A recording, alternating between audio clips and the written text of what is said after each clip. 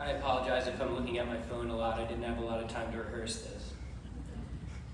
3 years ago, I accomplished one of my biggest dreams, and that was to purchase a large chunk of farmland with the goal of building a food forest.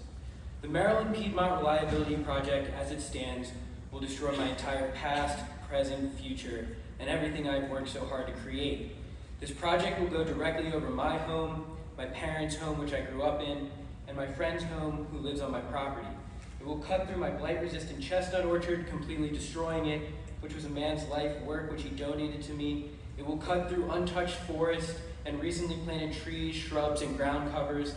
It will also go directly over Ebaws Creek, a pristine tributary that runs through my property, and ultimately, my 80 acres will be completely boxed in, cut up, and destroyed by the transmission lines. I will not be able to live on this property anymore, and I highly doubt I will be able to sell it for a reasonable price. I thought my parents and friends had a place to retire and live out their lives. I thought my wife and I had a place to raise our future kids. What I want you all to know about the MPRP project is it will be the first of many projects like this if it is allowed to go through. PJM, the regional power grid manager, states that data centers in Virginia will need 7,500 megawatts of power a day by 2027-2028. The 500 kilovolt line that is being strung for the MPRP project will be running 70 miles from Pennsylvania to these Virginia data centers.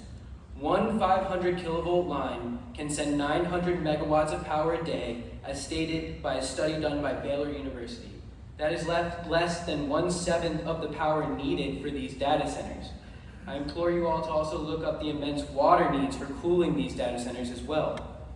On August 5th, there was a vote brought forward to the Baltimore County Council with language in it that would allow for the construction of energy storage devices and data centers on RC5 zone land in Baltimore County under the guise of a waterfront park construction. This bill was passed. However, Mr. Wade Koch brought forward an amendment that was passed limiting the data center and energy storage devices to a very specific area.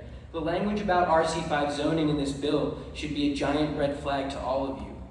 Furthermore, on August 29th, Frederick Community College is hosting a data center summit.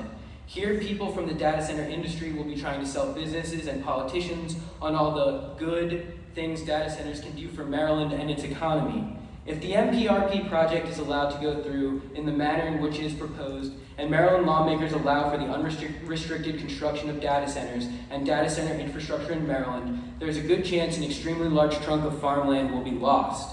MPRP must be stopped, and restrictions need to be placed on the construction of these data centers in Maryland. Thank you.